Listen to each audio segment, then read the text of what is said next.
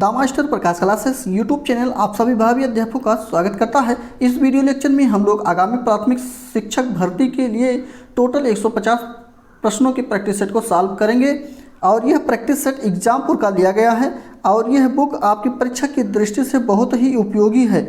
आप लोग इसे अपने नज़दीकी बुक स्टोर से भी खरीद सकते हैं। तो चलिए हम लोग स्टार्ट करते हैं अपने प्रैक्टिस सेट को, जिसमें पहला पोर्शन आपका हिंदी है। इसमें पोर्शन वाइज आपको सभी प्रश्न देखने के लिए मिलेंगे।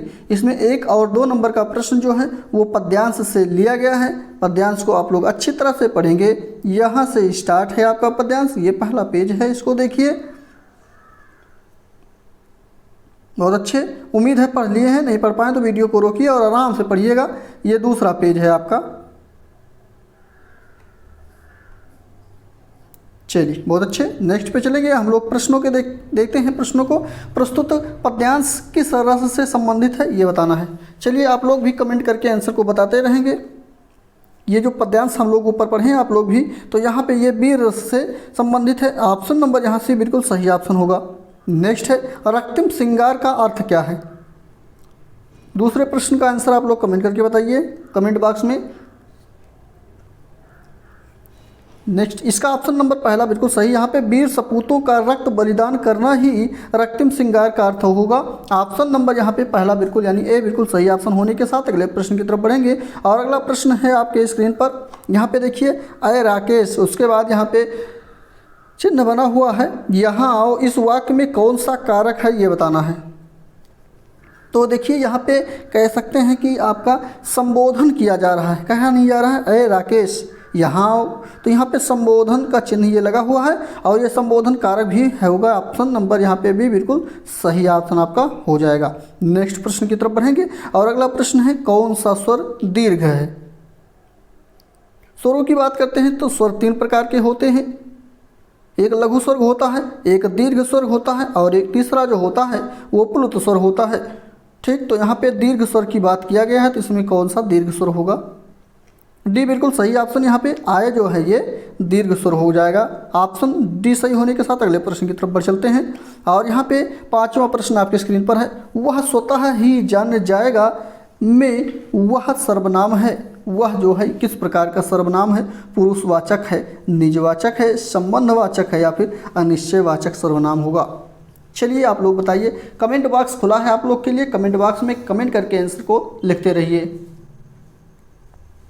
और आप लोग के लिए अब प्रैक्टिस सेटों की भरमार लगी हुई है। यहाँ पे अच्छे अच्छे प्रैक्टिस सेट बुकों को हम लोग सॉल्व करा रहे हैं। आप लोग बराबर प्रॉपरली लगे रहिए जिससे कि परीक्षा में कोई भी प्रॉब्लम ना होने पाए। तो यहाँ पे ऑप्शन नंबर इसका जो है पहला बिल्कुल सही हो जाएगा। यहाँ पे वह जो है ये पुरुषवाचक सर्वनाम है। ठीक, और अगर बात यहाँ पे निश्चय दिया होता तो निश्चयवाचक भी, वो शब्द जो सर्वनाम है निश्चयवाचक भी है। यह और वह जो होता है ये निश्चयवाचक होता है, ध्यान रखिएगा। ठीक, तो यहाँ पे पुरुषवाचक के बारे में यह बात कर रहा है, ये बिल्कुल सही ऑप्शन होगा। और इसी के साथ अगला प्रश्न आपका है कि किस वाक्य में अकर्मक क्रिया है। इसमें वाक्य पढ़िए और बताइए किसमें अकर्मक क्रिया का उदाहरण है, कौन सा वाक्य। बहुत अच्छे, सी बिल्कुल आप लोग का कमेंट मिला, सी बिल्कुल सही। यहाँ पे श्याम हंसता है, बिल्कुल सही ऑप्शन आपका हो जाएगा। और उसी के साथ अगले प्रश्न की तरफ बढ़ेंगे। अगला प्रश्न है साप्ताहिक शब्द किस प्रकार का विशेषण है। यहाँ पे साप्ताहिक जो शब्द लिखा गया है ये किस प्रकार का शब्द जो है किस प्रकार का विशेषण है ये बताना है। चलिए कमेंट करके आंसर बताइए आप लोग। ऑप्शन नंबर यहाँ पे पहला ये गुणवाचक विशेषता है, विशेषण है। यहाँ पे ऑप्शन पहला सही होने के साथ अगले प्रश्न की तरफ बढ़ेंगे। और अगला प्रश्न आपका है कि कौन सा शब्द जलना क्रिया की भाववाचक संज्ञा है।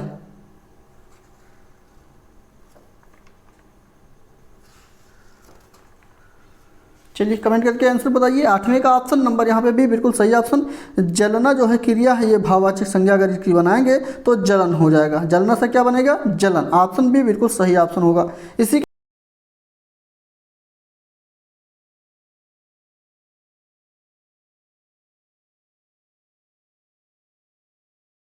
के साथ अगला प्रश्न है किस वाक्य में समता मूलक चिन्ह का प्रयोग हुआ है। समता मूलक चिन्ह का प्रयोग किस वाक्य में हुआ है। 4 वाक्य हैं।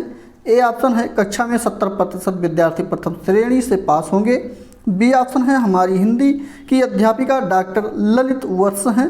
सी ऑप्शन है जो सबकी भलाई करे परोपकारी कहलाता है। डी ऑप्शन है माता पिता और फिर रात दिन। चलिए बताइए, समता मूलक की बात यहाँ पे किया गया है, तो ऑप्शन नंबर यहाँ पे जो सही होगा वो सी बिल्कुल सही ऑप्शन आपका हो जाएगा। जो सबकी भलाई करता है उसको क्या कहते हैं? परोपकारी कहते हैं। ये समता मूलक है, ऑप्शन सी बिल्कुल सही ऑप्शन। और इसी के साथ अगला प्रश्न है, निश्चयवाचक वाक्य का चयन कीजिए। जो निश्चयवाचक सब वाक्य हैं उसका चयन करना है। वैसे मैंने पहले अभी क्वेश्चन में बताया था कि जो है यह और वह जो होते हैं ये निश्चयवाचक सर्वनाम होते हैं, बट यह जो होता है ये नज़दीक के लिए बताता है और वह जो होता है ये दूरी को स्पष्ट करता है, यानी दूर की वस्तुओं को स्पष्ट करता है। तो यहाँ पे निश्चयवाचक की बात किया गया है, ऑप्शन नंबर सी, इसमें कोई बात नहीं है। देखिए यहाँ पे सी, मैंने यह सब काम कर लिया, ये निश्चय है। क्या है? निश्चय है। मैंने यह सब काम कर लिया है, ये बिल्कुल निश्चय है, यानी कि सब काम कर लिया है। ऑप्शन नंबर सी बिल्कुल सही ऑप्शन हो जाएगा। इस क्वेश्चन पर आप लोग कमेंट करके बताइएगा कि इसका आंसर क्या हो सकता है। मेरे द्वारा सी आप जवाब दिया जा रहा है। ठीक, चलिए देखते हैं। इसी के साथ अगला प्रश्न है, यहाँ पे ये उदाहरण जो दिया गया है, यहाँ पे ये किस रस का उदाहरण है, इसको पढ़िए और बताइए किस रस का ये उदाहरण है। वैसे कहीं पर अगर माता और पिता की लाड दुलार की बात किया जाए तो वहाँ पे वात्सल रस होता है, सभी को पता ही है, बट यहाँ पे आप लोग देखिए कौन सा होगा। तो यहाँ पे वात्सल रस का बिल्कुल उदाहरण हो जाएगा, बी बिल्कुल सही ऑप्शन हो जाएगा। वात्सल रस दिया भी गया है, बी ऑप्शन बिल्कुल सही ऑप्शन। कन्हैया के द्वारा माँ के बारे में जो कहा जा रहा है, कुछ भी किया गया है, यहाँ पे ये बताया गया है। ठीक, तो बी बिल्कुल सही ऑप्शन होने के साथ अगले प्रश्न की तरफ बढ़ेंगे। और अगला प्रश्न है, सम्मुख में उपसर्ग कौन सा है? चलिए आंसर बताइए आप लोग कमेंट करके।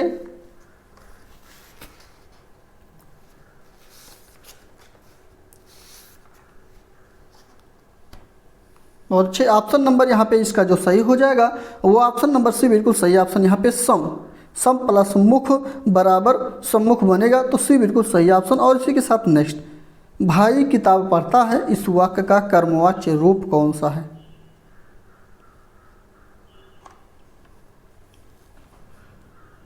तो यहाँ पे भाई किताब पढ़ता है, इसका कर्मवाच्य रूप जब बनाएंगे तो भाई से किताब पढ़ी जाती है, इस प्रकार से ये बन जाएगा। बी बिल्कुल सही ऑप्शन। नेक्स्ट है 14 नंबर का प्रश्न, और इसमें यथारुचि में समास बताना है। यथारुचि में कौन सा समास है? तो देखिए कहीं पर यथा आ जाए, प्रति आ जाए, अनुसार आ जाए, ये सब पहले जब किसी शब्द के पहले लग जाते हैं तो वो आपका अव्ययी भाव समास कहलाता है। यहाँ पे सी बिल्कुल सही ऑप्शन। मूल शब्दों को आप ध्यान दीजिएगा, यहाँ जैसे यथा आ जाए, अनुसार आ जाए, प्रति आ जाए, ये सारे क्या कहलाते हैं? अव्ययी भाव कहलाते हैं। सी बिल्कुल सही ऑप्शन। और इसी के साथ अगला प्रश्न है, उधो जोग जोग हम नाही, इस पंक्ति में कौन सा अलंकार है? यहाँ पे देखिए जोग जोग यानी कि शब्दों का पुनरावृत्ति हुआ है, तो यहाँ पे यमक अलंकार होगा। ऑप्शन नंबर बी बिल्कुल सही ऑप्शन। हम हमेशा बताते आए हैं जब भी शब्दों का पुनरावृत्ति हो या रिपीटेशन हो तो वहाँ पे यमक अलंकार होता है, और वहीं पे वर्णों का जब पुनरावृत्ति हो या रिपीटेशन हो तो उसको हम लोग अनुप्रास अलंकार कहते हैं। ये हमेशा याद रखिएगा। ठीक, तो यहाँ पे भी बिल्कुल सही ऑप्शन होगा। और इसी के साथ अगला प्रश्न आपका, कि वह स्त्री जिसका पति दूसरा विवाह कर ले, इस वाक्य के लिए एक शब्द कौन सा हो जाएगा?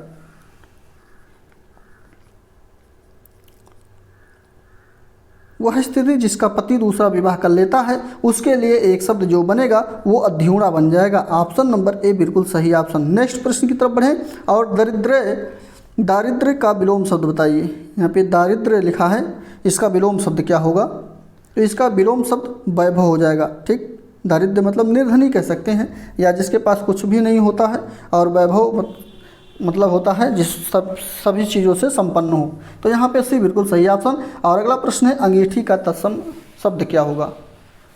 अंगीठी का तत्सम शब्द क्या होगा? तो यहाँ पे अंगीठी का अंगिष्ठिका होगा। ऑप्शन नंबर सी बिल्कुल सही ऑप्शन। और अगला प्रश्न है कि मैं नीर भरी दुख की बदली, मैं नीर भरी दुख की बदली, ये पंक्ति जो है किसकी पंक्ति है? सुभद्रा कुमारी चौहान का है, महादेवी वर्मा का है, निर्जला जैन का है, या फिर इंदु जैन का है? 19 का यानी 19 नंबर का प्रश्न, ऑप्शन नंबर बी, ये महादेवी वर्मा जी का पंक्ति है। ऑप्शन नंबर बी बिल्कुल सही ऑप्शन हो जाएगा। क्लियर, चलिए बहुत अच्छे। और इनकी कृतियों की बात करते हैं महादेवी वर्मा की, तो इनकी प्रमुख कृतियों की जैसे निहार हो गए, रश्मि हो गया, नीरजा हो गया, सांध्य यामा, दीप शिखा, ये सभी इनकी कृतियाँ भी, ये भी ध्यान रखिएगा। अगला प्रश्न है ठंडा लोहा, इसके रचनाकार कौन हैं? ठंडा लोहा के रचनाकार, इसके रचनाकार हैं Dharamvir Bharati. Option number B बिल्कुल सही ऑप्शन। ये एक विख्यात उपन्यासकार हैं। और इनकी अन्य कृतियों की बात करते हैं तो अंधा युग इन्होंने लिखा है, 7 गीत वर्ष लिखा है, कनुप्रिया लिखा है, सपना भी, गुनाहों का देवता, सूरज का 7वां घोड़ा, चांद और टूटे हुए लोग, बंद गली का आखिरी मकान, ये सभी इन्हीं के द्वारा लिखा गया है। बी बिल्कुल सही ऑप्शन हो जाएगा। और 20 प्रश्न हम लोग हिंदी के कर चुके हैं। इंग्लिश के प्रश्न अब यहाँ से स्टार्ट होते हैं। 21 नंबर प्रश्न का आंसर आप लोग को कंप्रीहेंशन पढ़ के देना है, जिसको पैसेज कहते हैं। चलिए इस पैसेज को आसान भाषा में आप लोग अच्छे से धीरे धीरे पढ़िए, कोई दिक्कत नहीं है। साथ साथ क्वेश्चन भी हम आपको दिखा दें जिससे स्पष्ट कर पाएँ, आप लोग आंसर भी दे पाएँ। चलिए उम्मीद है कि क्वेश्चन भी दिख रहा होगा आप लोग को, ऑप्शन भी सभी दिख रहा होगा। तो यहाँ पे 21 नंबर का ऑप्शन नंबर जो सही होगा वो पहला ही ऑप्शन आपका सही हो जाएगा। क्लियर, चलिए नेक्स्ट प्रश्न पे बढ़ेंगे। हाँ एक बात और, हम इंग्लिश में केवल ऑप्शन आप लोग को बताएंगे, आप लोग ऑप्शन हमारे ऑप्शन से अपने ऑप्शन को मिलाते रहिए। देखिए कि 10 प्रश्नों में आपके कितने प्रश्न सही हुए हैं। 10 प्रश्न इंग्लिश के होंगे। यहाँ पे फेमिनिन शब्दों का फेमिनिन बनाना है। ये बैचलर है, इसका फेमिनिन शब्द कौन सा हो जाएगा? तो 22 का ऑप्शन नंबर पहला बिल्कुल सही हो जाएगा, स्पिन स्टार बिल्कुल सही। इसी के साथ नेक्स्ट प्रश्न 23 नंबर की बात करें तो कंप्लीट द फॉलोइंग सेंटेंस, यहाँ पे जो खाली स्थान है वहाँ पे कौन से शब्द को भरेंगे? इन रिसीव्ड हिज, माफ़ कीजिए, आई रिसीव्ड हिज मैसेज, उसके बाद स्पेस है 8 o'clock, फिर स्पेस है द मॉर्निंग। तो यहाँ पे ऑप्शन जो सही होगा वो भी बिल्कुल सही ऑप्शन हो जाएगा। पहले वाले में एट भर दिया जाएगा, एट, उसके बाद o'clock in the morning. Clear, तो यहाँ पे ये भी बिल्कुल सही ऑप्शन। और इसी के साथ अगला कौन सा सेंटेंस यहाँ पे आपको करेक्ट दिख रहा है, करेक्ट सेंटेंस को चूज करना है। बी बिल्कुल सही ऑप्शन, यहाँ पे ये बी ऑप्शन जो है बिल्कुल सही है। The news of the train accident is shocking, B बिल्कुल सही ऑप्शन। नेक्स्ट प्रश्न की तरफ बढ़ेंगे और अगला प्रश्न 25 नंबर का है। इसमें आप लोग को best substitute for the given word और सेंटेंस, तो ये सेंटेंस है, इसमें आपको सबसे अच्छा जो सब्स्टिट्यूट है उसको चूज करना है। 25 का ऑप्शन नंबर यहाँ पे सी बिल्कुल सही ऑप्शन हो जाएगा, ये ऑप्शन बिल्कुल सही। नेक्स्ट प्रश्न की तरफ बढ़ेंगे और 26 नंबर का प्रश्न आपको कंप्रीहेंशन यानी पोएट्री से जो है लिया गया है। ये पोएट्री यहाँ से यहाँ तक पढ़ना है, उसके बाद क्वेश्चन के आंसर को देना है।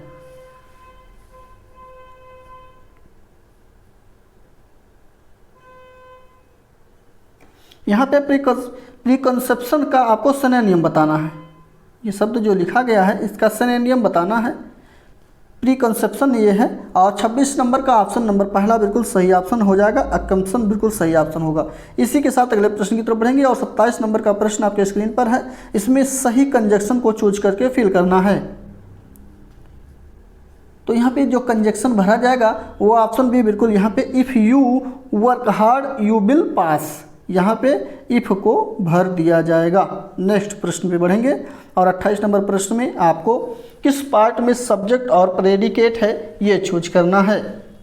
माफ़ कीजिए, ये सेंटेंस जो लिखा है इसमें सब्जेक्ट और प्रेडिकेट चूज करना है। कौन कौन सा सब्जेक्ट है या प्रेडिकेट है या दोनों हैं, इस प्रकार से चूज करना है।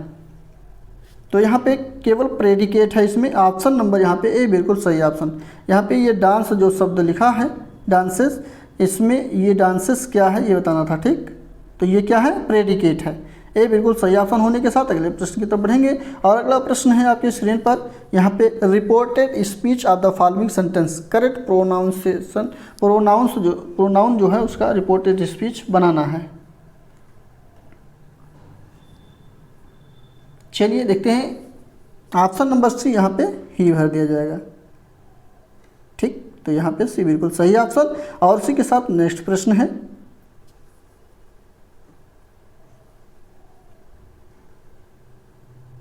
यहाँ पे सही आर्टिकल को आपको भरना है। आर्टिकल कौन सा भरा जाएगा, तो बी बिल्कुल सही ऑप्शन। यहाँ पे ए, यहाँ पे a businessman earn 10,000 per month, clear. तो बी बिल्कुल सही ऑप्शन ए हो जाएगा। इसी के साथ अगला पोर्शन जो स्टार्ट होता है वो संस्कृत का पोर्शन है।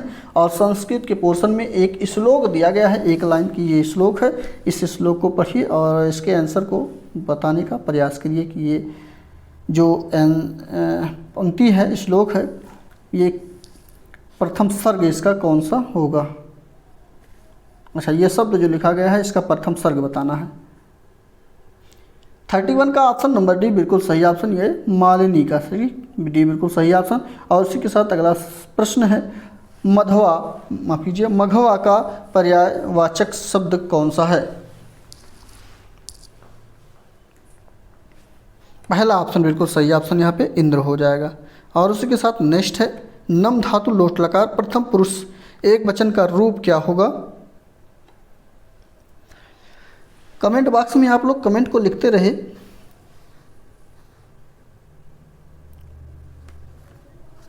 डी बिल्कुल सही ऑप्शन, यहाँ पे नमतु बिल्कुल सही ऑप्शन होगा। इसी के साथ अगला प्रश्न है, ठा का उच्चारण स्थान क्या है।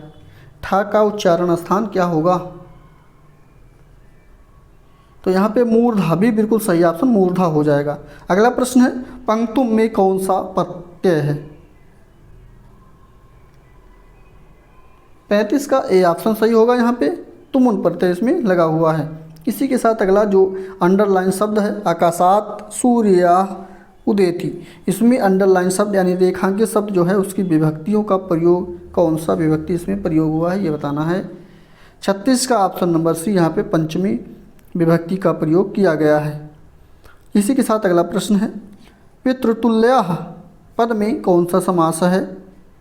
तो इसमें बहुब्रीहि समास है। पितृ के तुल्य का तात्पर्य है पितृ के समान जो है वो, अर्थात पिता। ठीक, तो यहाँ पे ऑप्शन नंबर जो है बी बिल्कुल सही ऑप्शन हो जाएगा। और इसी के साथ अगला प्रश्न है, उज्ज्वला का संधि विच्छेद क्या होगा। तो इसका जब संधि विच्छेद करते हैं तो यहाँ पर उत प्लस ज्वल हो जाता है। तो बी बिल्कुल सही ऑप्शन होने के साथ नेक्स्ट प्रश्न में चलेंगे, संकल्पः पद में किस उपसर्ग का प्रयोग हुआ है। उपसर्ग पूछा गया है, सम बिल्कुल सही ऑप्शन, सम प्लस कल्पः हो जाएगा। सी ऑप्शन सही होने के साथ अगले प्रश्न की तरफ बढ़ेंगे। और 40 नंबर का प्रश्न है, इसमें इस लोग ये पैसेज को आप लोग पढ़िए और इसके आंसर को बताइएगा। 40 नंबर प्रश्न का ऑप्शन है कौन सा सही होगा यहाँ पे। तो यहाँ पे बी ऑप्शन बिल्कुल सही ऑप्शन हो जाएगा। नेक्स्ट प्रश्न की तरफ चलते हैं और इसमें अब विज्ञान का पोर्शन आपका स्टार्ट होता है। इसमें भी हम लोग 10 प्रश्नों को कवर करेंगे। चलिए देखते हैं कौन सा ऑप्शन सही होगा इसका। पहले क्वेश्चन का यानी 41 नंबर का, किस एक को छोड़कर अन्य सभी प्राणियों द्वारा उत्सर्जित यानी अवशिष्ट पदार्थ है।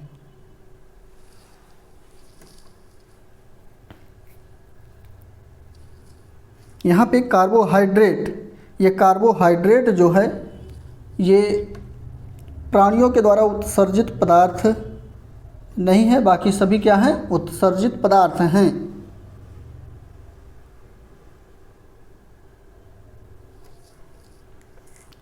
और बात करते हैं ये है क्या, तो ये कार्बोहाइड्रेट जो है ये पोषक पदार्थ है। ठीक, ऑप्शन सी बिल्कुल सही ऑप्शन। इसी के साथ अगला प्रश्न है, कौन सी बात आवृत्तबीजी के बारे में सच नहीं है।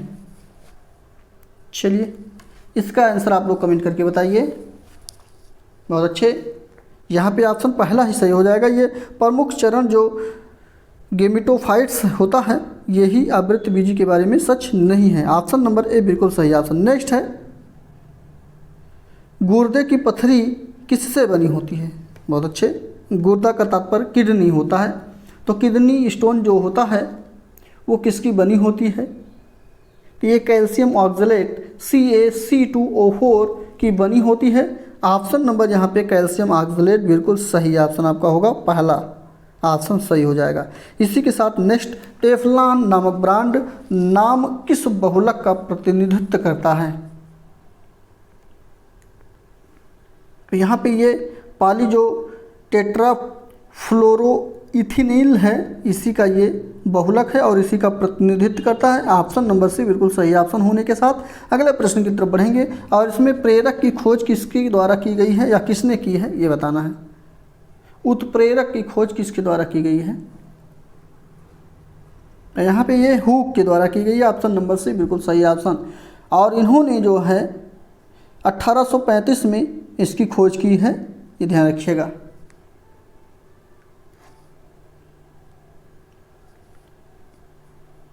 एक मिनट ये थोड़ा ऑप्शन गलत लग रहा है हमको, ये माफ़ कीजिए, यहाँ पे बर्सलियस सही हो जाएगा। क्लियर? बर्सलियस जो है इनका पूरा नाम है जॉन जैकब बर्सलियस, ये इनके द्वारा 1835 में खोज की गई है, ठीक, उत्प्रेरक का। तो ऑप्शन नंबर बी बिल्कुल सही होगा, इसको क्लियर कर लीजिएगा, ये गलत है, हुक नहीं होगा यहाँ पे।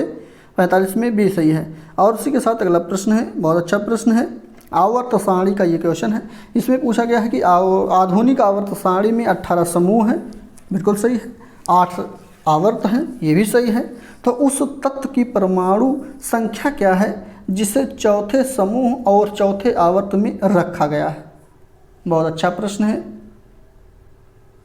बात करते हैं आधुनिक सारणी की। तो आधुनिक आवर्त सारणी जो है ये मोज़ले नामक वैज्ञानिक थे, उनके नियमों पर ये आधारित है। और इसको 1913 में मेंडलीफ के द्वारा संशोधन किया गया, जिसमें 18 वर्ग और 7 आवर्त रखे गए। तो यहाँ पे इसमें ऑप्शन नंबर जो सही होगा वो सी ऑप्शन आपका सही हो जाएगा। सी ऑप्शन इसलिए सही होगा क्योंकि ये चौथे वर्ग और चौथे आवर्त में रखा गया है। इसका नाम टाइटेनियम है और इसकी परमाणु क्रमांक कितना है? 22 है। क्लियर? तो यहाँ पे परमाणु क्रमांक पूछा ही गया था। देखिए परमाणु संख्या, परमाणु क्रमांक जो भी कुछ यही होते ही एक ही होता है, तो सी बिल्कुल सही ऑप्शन होगा। अगला प्रश्न है, प्रोटीन का निर्माण किसके कारण होता है या किससे होता है? तो अमीनो अम्ल से प्रोटीनों का निर्माण होता है। ऑप्शन नंबर ए बिल्कुल सही ऑप्शन। इसी के साथ अगला प्रश्न है, आँख की बाहरी सफ़ेद हिस्सा को आंतरिक संरचनाओं की रक्षा करता है, तो वो क्या है?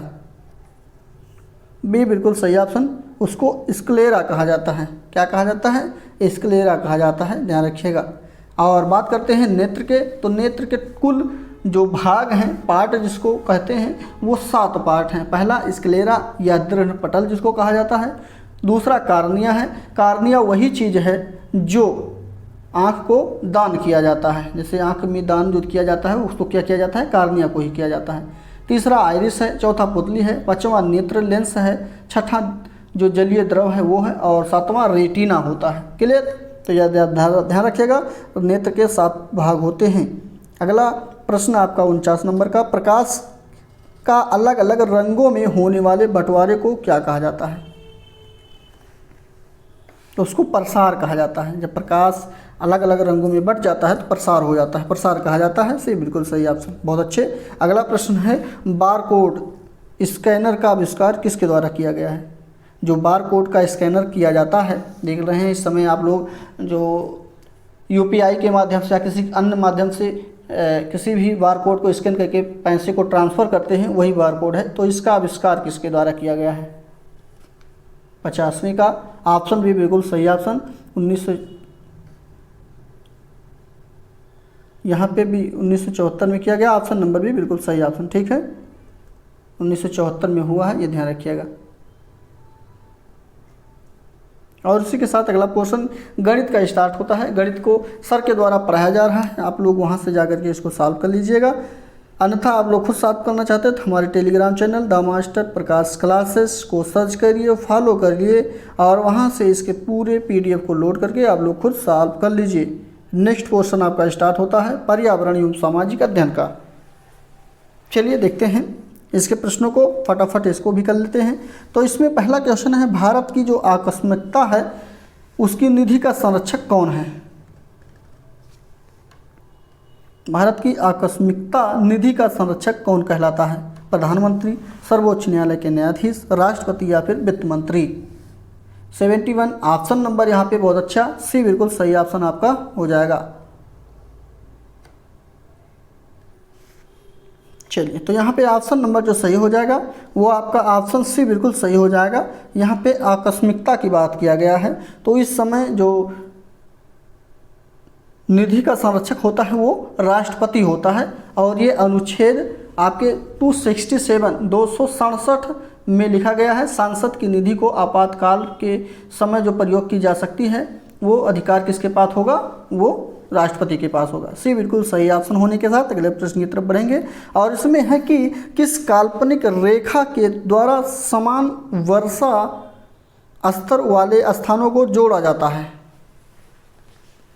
तो 72 का सी बिल्कुल सही ऑप्शन। यहाँ पे समवर्षा रेखाएं जो हैं इसके माध्यम से इसको जोड़ा जाता है। सी बिल्कुल सही ऑप्शन। अगला प्रश्न है, इसमें सुमेलित कौन सा नहीं है ये बताना है। चलिए देखते हैं। ऑप्शन पहला है सुनहरे लंगूर संकटग्रस्त हैं, मरुस्थलीय बिल्ली विलुप्त प्राय हैं, लुहांग गिबन संकटग्रस्त हैं, या फिर एशियाई जंगली कुत्ते संकटग्रस्त हैं। तो यहाँ पे भी बिल्कुल सही ऑप्शन होगा। यहाँ पे जो मरुस्थलीय बिल्ली हैं ये विलुप्त प्राय हैं, ये आपका सुमेलित नहीं है, बाकी सभी सुमेलित हैं। तो यहाँ पे ऑप्शन नंबर भी बिल्कुल सही हो जाएगा। अगला प्रश्न है, भारत के राष्ट्रपति के आपातकालीन अधिकार कहाँ के संविधान से लिए गए हैं।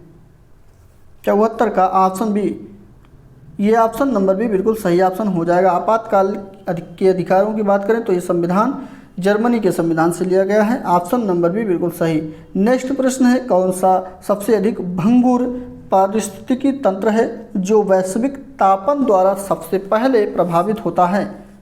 तो वे ए बिल्कुल सही ऑप्शन। यहाँ पे आर्कटिक और ग्रीनलैंड के जो हिम चादर हैं वो सबसे अधिक वैश्विक तापन द्वारा प्रभावित होते हैं। ए बिल्कुल सही ऑप्शन। और ये इस समय सबसे अधिक प्रभावित भी हो रहे हैं, ध्यान रखिएगा। क्यों ऐसा हो रहा है? क्योंकि जो पर्यावरण की वैश्विक ताप है वो अधिक हो रही है। तो ये बिल्कुल सही ऑप्शन। और उसी के साथ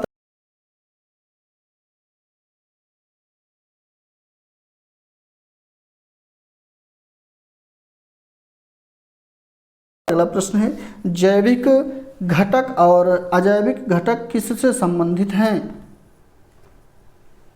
तो जैविक और अजैविक घटक जो हैं ये जो संबंधित हैं वो सभी पर्यावरण से संबंधित है। ये बिल्कुल सही ऑप्शन होगा। इसी के साथ अगला प्रश्न है, मोती मस्जिद इन विश्व धरोहर स्थलों में से किस में स्थित है। हुमायूं के मकबरे में, महाबोधि मंदिर परिसर में, कुतुब मीनार में, या फिर लाल किले परिसर में। तो यहाँ पे ये लाल किला परिसर जो है इसी के अंदर मोती मस्जिद स्थित है। डी बिल्कुल सही ऑप्शन इसका होगा। नेक्स्ट प्रश्न है, इसमें पूछा गया है कि द्वितीय विश्व युद्ध के दौरान कौन सा देश सर्वोच्च शक्तियों का एक हिस्सा था। 78 नंबर का प्रश्न है, कमेंट करके आप लोग को बताना है। तो यहाँ पे बात कर रहे हैं द्वितीय विश्व युद्ध की। तो द्वितीय विश्व युद्ध के समय दो पक्ष थे। एक मित्र पक्ष में वो देश थे जिन्होंने ब्रिटेन भी था, ब्रिटेन, संयुक्त राज्य अमेरिका, सोवियत संघ और तथा चीन के साथ दिया। और वहीं पे अलग शक्तियों की बात करें तो वो देश थे जिनमें जर्मनी रही, जापान रहे, और ये सभी हंगरी भी इसके साथ में ही था। ठीक, तो यहाँ पे ऑप्शन नंबर जो सही हो जाएगा वो आपका ऑप्शन डी बिल्कुल सही हो जाएगा। हंगरी बिल्कुल सही है। यहाँ पे पूछा गया है द्वितीय विश्व युद्ध के दौरान कौन सा देश सर्वोच्च शक्तियों का एक हिस्सा रहा। तो सर्वोच्च शक्तियों का हिस्सा जो रहा वो हंगरी रहा। क्लियर। चल नेक्स्ट प्रश्न है, कुल भौगोलिक क्षेत्रफल के संदर्भ में वनों का उच्चतम प्रतिशत कितना कहाँ पे मिलता है। अरुणाचल प्रदेश में, नागालैंड में, त्रिपुरा में, मिजोरम में। तो ऑप्शन नंबर यहाँ पे डी बिल्कुल सही ऑप्शन हो जाएगा। ये मिजोरम में मिलता है। डी बिल्कुल सही। नेक्स्ट प्रश्न है, उत्तर प्रदेश की संसदीय सीटों की संख्या जो राज्यसभा जिसे कहा जाता है वो कितनी है। यूपी की बात किया गया है यहाँ पे, तो सबसे अधिक यूपी में है। और कितना है तो वो 31 है। ऑप्शन नंबर डी बिल्कुल सही ऑप्शन। राज्यसभा की सीटों की संख्या 31 है, ये ध्यान रखिएगा। नेक्स्ट प्रश्न है, शिक्षण कौशल।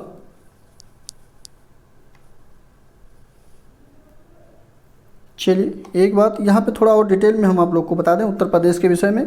तो उत्तर प्रदेश में सभी सीटों के बारे में बता देते हैं। यहाँ पे राज्यसभा तो मैंने बता ही दिया, 31 सीट है आपका। और वहीं पे लोकसभा की बात करते हैं तो लोकसभा में 80 सीटें हैं और विधानसभा में 403 सीटें हैं। और साथ साथ विधान परिषद की बात करें तो विधान परिषद में 100 सीटों को रखा गया है। क्लियर, तो ये सभी आप फैक्ट याद रखिएगा। अगला प्रश्न शिक्षण कौशल से है, इसमें भी जो है सबसे उचित विकल्प चुनना है। शिक्षण प्रक्रिया के पक्ष कौन कौन से होते हैं? चलिए, शिक्षार्थी, शिक्षक, पाठ्यपुस्तक, ये सभी। तो यहाँ पे शिक्षण प्रक्रिया की बात किया गया है तो इसमें सभी उपस्थित होते हैं। शिक्षक और शिक्षार्थी, पाठ्यपुस्तक तीनों शामिल होते हैं, इसलिए डी ये सभी बिल्कुल सही ऑप्शन होगा। अगला प्रश्न की तरफ बढ़ें और अगला प्रश्न है, एक शिक्षिका अपने आप कभी भी प्रश्नों के उत्तर नहीं देती है। वह अपने विद्यार्थियों को उत्तर देने के लिए समूह चर्चाएं और सहयोगात्मक अधिगम बनाने के लिए प्रोत्साहित करती है। तो यह है उपागम किस सिद्धांत पर आधारित है? तो ये सक्रिय भागीदारिता पर आधारित है। सी बिल्कुल सही ऑप्शन। ये ऐसा करती है कि बच्चे जो हैं या स्टूडेंट जो हैं, विद्यार्थी जो हैं, वो हमेशा सक्रिय रहें। सी बिल्कुल सही ऑप्शन। और इसी के साथ नेक्स्ट प्रश्न है, कौन सा मूल्यांकन के त्रिकोण का भाग नहीं है? कौन सा मूल्यांकन के त्रिकोण का भाग नहीं है? जिस प्रकार से हम कहते हैं कि आप लोग कमेंट बॉक्स में अपने उत्तर को लिखते रहिए तो आप लोग सतर्क रहेंगे, सक्रिय रहेंगे, और नहीं लिखते हैं तो केवल आंसर को देखते रहेंगे तो निष्क्रिय की तरह वैसे पढ़ते रहिए, कोई बात नहीं। अगर लिखते चलेंगे तो थोड़ा आप सक्रिय की तरह की हाथ पैर हिल रहा है और दिमाग भी आपका उस तरफ कह सकते हैं, कहते नहीं हैं कि एक बार पढ़ना 10 बार पढ़ना एक बार लिखने के बराबर होता है। ठीक, ये ध्यान रखिएगा हमेशा। चलिए, इस क्वेश्चन का आंसर बताइए 83 का। इसमें कौन सा मूल्यांकन के त्रिकोण का भाग नहीं है, ये पूछा गया है। और यहाँ पे ऑप्शन सी बिल्कुल सही ऑप्शन हो जाएगा। शिक्षण अनुभव जो है वो मूल्यांकन के त्रिकोण का भाग नहीं है। अगला प्रश्न है, समान आयु वर्ग के संबंध अन्य सहपाठियों से जब किसी छात्र की तुलना की जाती है तो उसमें एक स्पष्ट शैक्षिक कमी यानी त्रुटि दृष्टिगोचर होती है। ऐसे बच्चों को क्या कहते हैं? ऐसे बच्चों को पिछड़ा बालक कहते हैं या पिछड़े विद्यार्थी कहते हैं। भी बिल्कुल सही ऑप्शन। अगला प्रश्न है, बाल मनोविज्ञान तथा बाल विकास में प्रमुख अंतर क्या है? बहुत अच्छा क्वेश्चन है। चलिए कमेंट करके बताइए, बाल मनोविज्ञान और बाल विकास में अंतर बताना है। तो यहाँ दोनों के कार्यों में अंतर होता है। स्पष्ट कर दें आप लोग को कि बाल विकास में बच्चे की उम्र बढ़ने के साथ बालक के शारीरिक व्यवहार में रुचि तथा लक्ष्य में परिवर्तन होता है। यहीं पे बच्चों में आए परिवर्तन तथा इस परिवर्तन के कारण उनके व्यवहार में हुए परिवर्तन का अध्ययन किया जाता है। किसमें? बाल विकास में। यहीं पे बात करते हैं अगले पोर्शन की, जो बाल मनोविज्ञान होता है। तो बाल मनोविज्ञान में छात्र व्यवहार के अलग अलग क्षेत्रों का अध्ययन किया जाता है। क्लियर, ये दोनों में अंतर है। सी बिल्कुल सही ऑप्शन, कार्यों से ये अलग होता है। अगला प्रश्न है, एक व्यावसायिक कौशल सिखाने का सबसे प्रभावी तरीका कौन सा है? व्यावसायिक कौशल की बात किया गया है तो यहाँ पे ऑप्शन नंबर बी बिल्कुल प्रदर्शन विधि बिल्कुल सही है। नेक्स्ट है, सहानुभूति कौशल में व्यक्ति जो है क्या समझता है? तो ये दूसरों की परेशानियों को समझ लेता है। ऑप्शन नंबर ए बिल्कुल सही ऑप्शन। नेक्स्ट है, सतत और व्यापक मूल्यांकन में व्यापक मूल्यांकन शब्दावली का तात्पर्य क्या होगा? तो ये शैक्षिक एवं सह शैक्षिक क्षेत्र का मूल्यांकन करना ही आपका शब्दावली मूल्यांकन शब्दावली का ये अर्थ होगा। ऑप्शन नंबर सी बिल्कुल सही ऑप्शन होने के साथ अगले प्रश्न पे बढ़ेंगे और इसमें कक्षा फर्स्ट यानी कक्षा 1 के बच्चों में भाषा कौशल का विकास किस क्रम में होना चाहिए? तो भाषा क्रम को सभी तो पता है। इसमें जो भाषा क्रम होना चाहिए, सबसे पहले सुनना, फिर बोलना, फिर पढ़ना लिखना। सुबोपल आप लोग याद कर सकते हैं। तो ऑप्शन नंबर यहाँ पे पहला ही सही हो जाएगा। आप लोग इसको सुबोपल के हिसाब से नोट कर सकते हैं, याद कर सकते हैं, यही हमेशा होता है। ठीक, चल नेक्स्ट प्रश्न में बढ़ेंगे। और एक मेधावी छात्र अध्ययन में बेहतर उपलब्धि हासिल नहीं कर पा रहा है, इसके लिए शिक्षक को कौन सी गतिविधि अपनानी चाहिए? तो इसके लिए शिक्षक को जो है उसकी कम उपलब्धि के कारण का पता लगाना चाहिए कि दिक्कतें क्या आ रही हैं, इसलिए भी बिल्कुल सही ऑप्शन इसका होगा। चलिए, बाल मनोविज्ञान का प्रश्न है, इसमें जो है 10 प्रश्नों को हम लोग देखेंगे। 91 नंबर का प्रश्न है, प्रतिभाशाली बालकों में विशेषताएं क्या होती हैं? तो प्रतिभाशाली बालक में जो विशेषताएं होती हैं वो विशेषताएं ये सभी हैं। वो अधिक महत्वाकांक्षी भी होते हैं, सीखने के लिए लालायित होते हैं और बुद्धि लब्धि 110 से अधिक होती है और विस्तृत शब्दकोश भी होता है। तो डी बिल्कुल सही ऑप्शन इसका होगा। अगला प्रश्न है, अधिगम में प्रयत्न व भूल के सिद्धांत का प्रतिपादक किसने किया है? बहुत अच्छा प्रश्न है। भूल और प्रयत्न और भूल के प्रतिपादक के सिद्धांत की बात करें तो यहाँ पे ऑप्शन नंबर सी बिल्कुल सही, थॉर्नडाइक बिल्कुल सही ऑप्शन हो जाएगा। SOR किसके द्वारा प्रस्तावित किया गया? ये एक थ्योरी है SOR थ्योरी। इसमें जो है स्टिमुलस ओरिजिन और रिस्पॉन्स, ये इसका पूरा नाम है। ये अमेरिकी वैज्ञानिक वुडवर्थ के द्वारा इसको प्रस्तावित किया गया है और ऑप्शन नंबर यहाँ पे डी वुडवर्थ बिल्कुल सही ऑप्शन होगा। अगला प्रश्न है, शैशवावस्था की मुख्य विशेषता क्या नहीं है? तो शैशवावस्था में बच्चे चिंतन नहीं कर पाते हैं, इसलिए डी बिल्कुल सही ऑप्शन होगा। देखिए यहाँ पे नहीं पूछा गया है। तो चिंतन कब करते हैं? तीसरी अवस्था में जब आते हैं इन प्याजे के अनुसार तो उसमें करते हैं। डी बिल्कुल सही ऑप्शन। अगला प्रश्न है, अल्बर्ट बंटूरा का कथन है कि बच्चे प्रतिक्रियाएं प्रतिमानीकरण द्वारा सीखते हैं, जिसको कहा जाता है। तो यहाँ पे सी बिल्कुल निरीक्षणात्मक अधिगम बिल्कुल सही ऑप्शन होगा। अगला है कि किस मनोविज्ञान के अनुसार विकास एक सतत और धीमी प्रक्रिया है? तो इसमें स्किनर के द्वारा कहा गया है कि विकास जो है एक सतत और धीमी प्रक्रिया है। सी बिल्कुल सही ऑप्शन। अगला प्रश्न है, ध्यान दीजिए, पिछड़े बालक ऐसे बच्चे हैं जो ऑप्शन ए सीखने की गति धीमी हो, बी बुद्धिलब्धि स्तर 80-90 हो, सी मानसिक रूप से अस्वस्थ और असमायोजित व्यवहार में हो, या फिर उपरोक्त सभी। तो यहाँ पे डी ऑप्शन बिल्कुल सही हो जाएगा। यहाँ पे पिछड़े बालक की बात किया गया है तो सभी गुण उनमें उपस्थित होते हैं। डी ऑप्शन बिल्कुल सही। नेक्स्ट प्रश्न है, अधिगम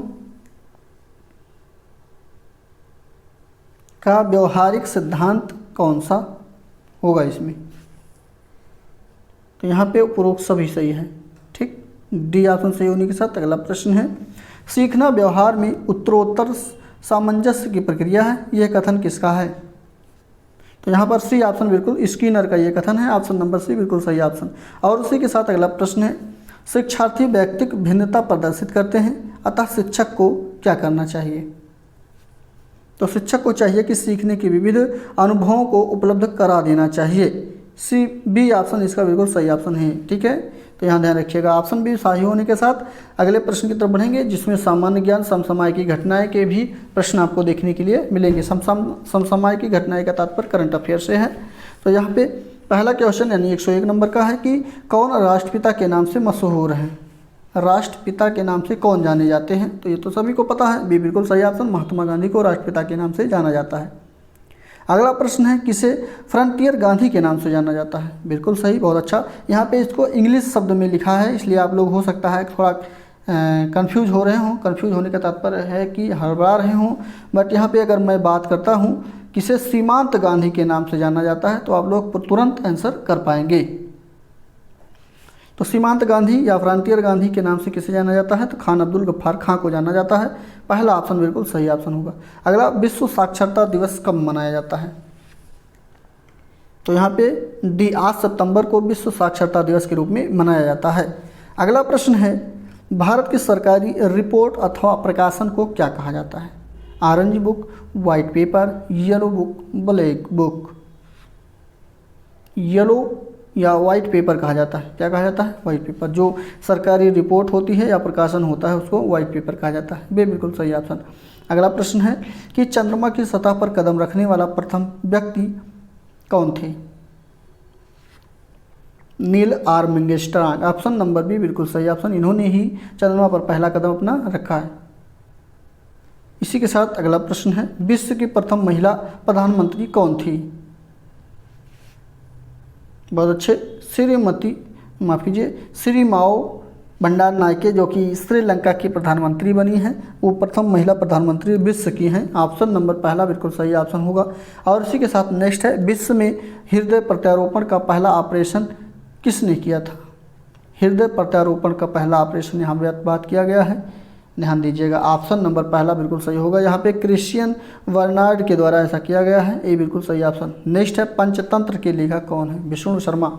ऑप्शन पहला सही हो जाएगा। आप लोग पढ़े होंगे बचपन में ही, विष्णु शर्मा जो है पंचतंत्र के लेखक हैं। ऑप्शन फर्स्ट सही होने के साथ अगले प्रश्न में चलेंगे। और विश्व श्रमिक दिवस कब मनाया जाता है? तो ये 1 मई को मनाया जाता है। सी बिल्कुल सही ऑप्शन। कमेंट करके आप लोग कमेंट बॉक्स में आंसर देते रहें फटाफट, ज़्यादा टफ क्वेश्चन नहीं है यहाँ पे। हॉकी का जादूगर किसे कहा जाता है?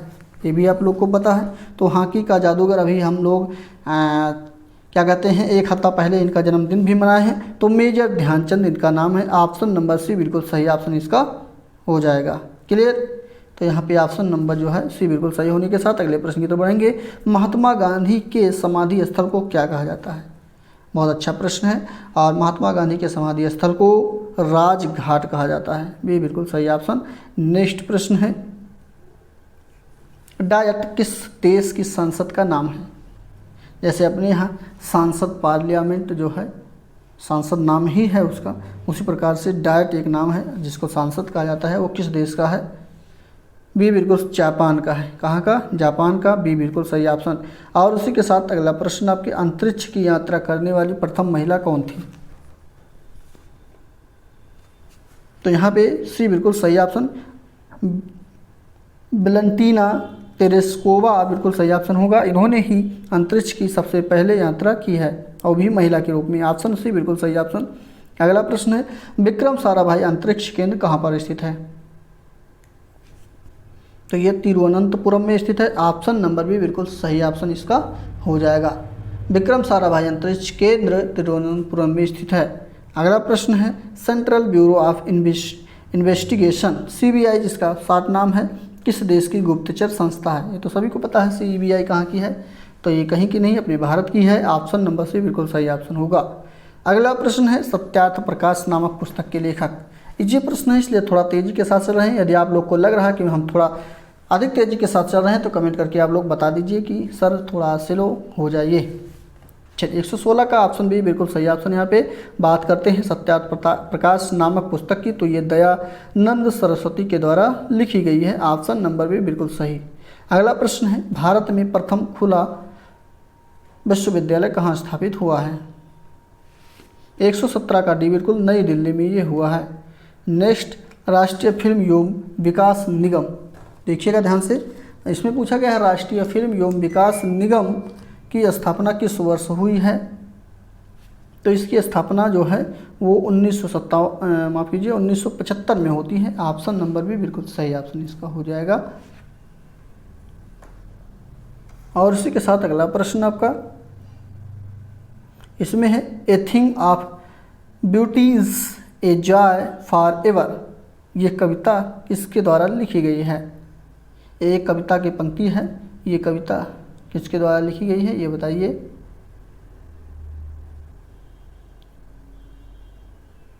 तो यहाँ पे ऑप्शन नंबर सी बिल्कुल सही ऑप्शन आपका हो जाएगा। ये जॉन कीट्स के द्वारा लिखी गई है। सी ऑप्शन बिल्कुल सही। अगला प्रश्न है, वंदे मातरम, वंदे मातरम गीत किस पुस्तक से लिया गया है? ये भारत का लोकगीत है और ये किसके द्वारा? राष्ट्रीय गीत है, कीजिए लोकगीत नहीं, राष्ट्रीय गीत है। ये किसके द्वारा लिया गया है? किस पुस्तक से लिया गया है, माफ कीजिए। यहाँ पे ऑप्शन नंबर इसका जो है भी बिल्कुल सही ऑप्शन, आनंद मठ से लिया गया है, भी बिल्कुल सही ऑप्शन होगा।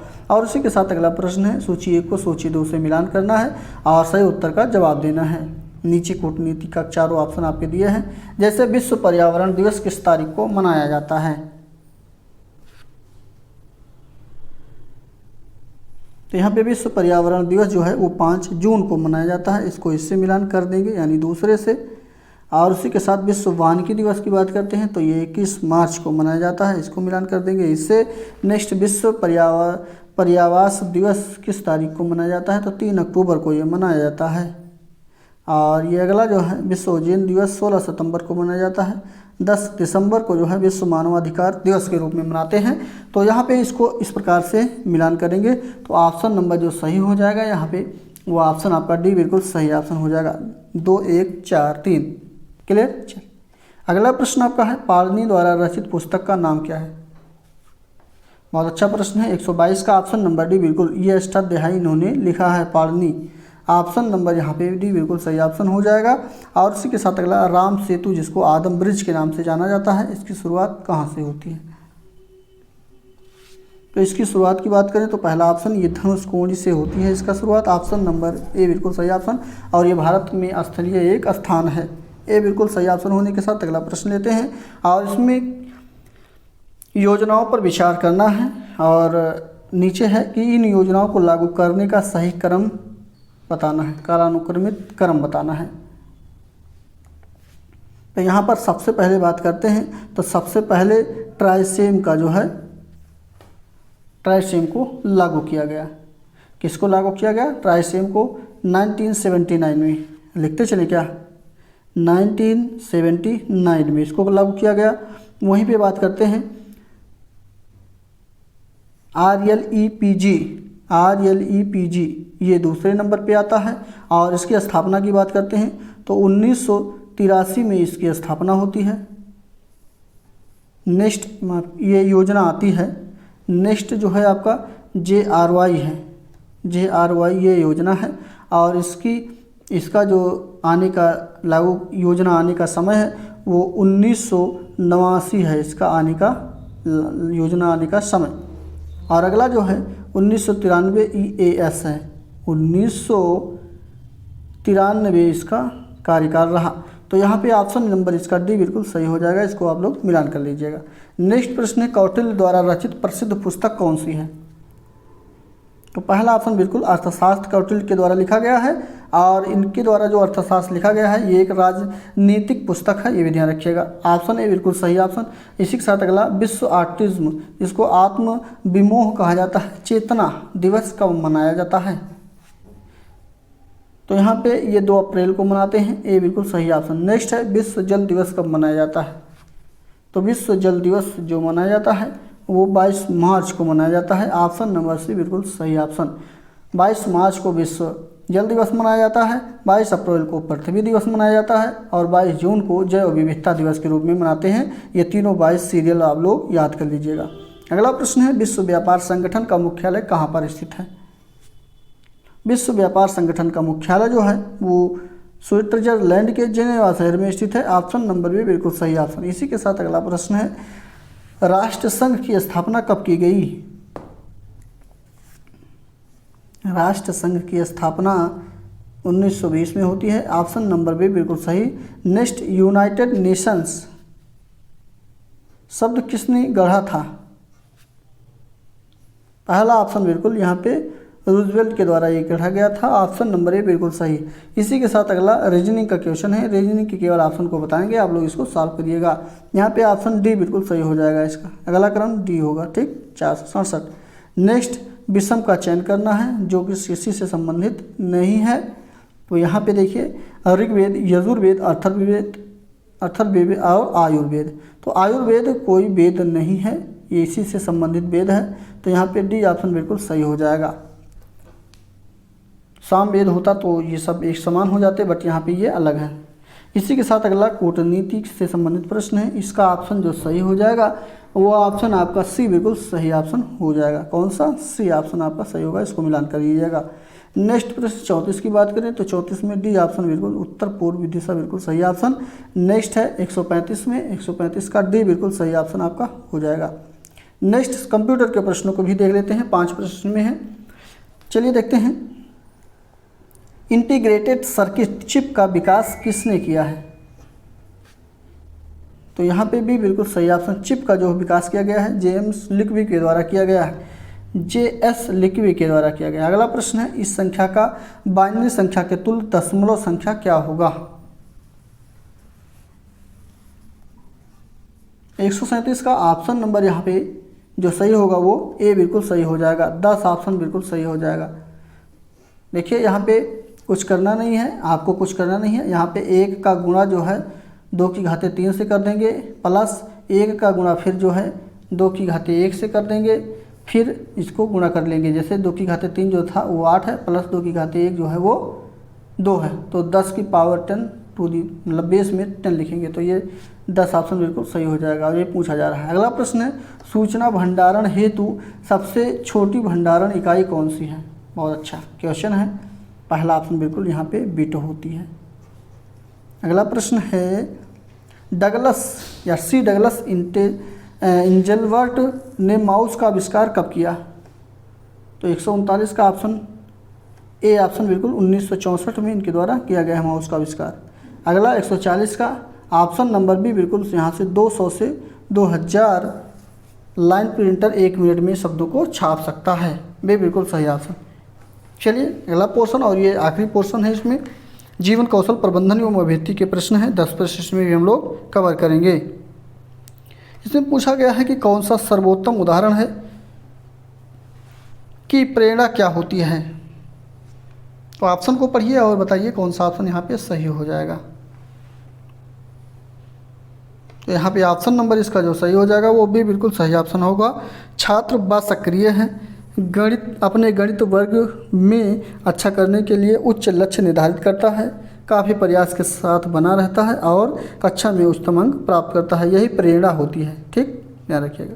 नेक्स्ट प्रश्न आपका कि CBSE शिक्षार्थियों के लिए व्यक्तिगत गतिविधियों के स्थान पर सामूहिक गतिविधियों की संतुष्टि करनी है, तो ऐसा करने के पीछे विचार क्या हो सकता है। यहाँ पर डी बिल्कुल सही ऑप्शन होगा। यह इसको पढ़ लीजिएगा आप लोग। नेक्स्ट प्रश्न है प्राथमिक स्तर पर एक शिक्षक में किसे सबसे महत्वपूर्ण विशेषता माननी चाहिए। तो सबसे महत्वपूर्ण विशेषता जो है वो धैर्य और दृढ़ता होनी चाहिए। ऑप्शन नंबर ए बिल्कुल सही ऑप्शन। इसी के साथ अगला प्रश्न है सशक्त अभिप्रेरणा सीखने का प्रभावशाली घटक कौन से हैं।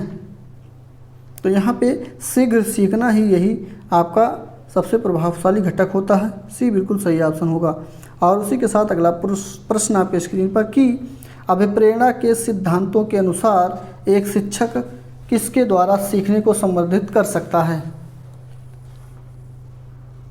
तो यहाँ पे सीखने में जो वास्तविक अपेक्षाएं रखने वाले छात्र हैं उन्हीं को सीखने को संवर्धित कर सकता है। ऑप्शन नंबर पहला बिल्कुल सही होगा।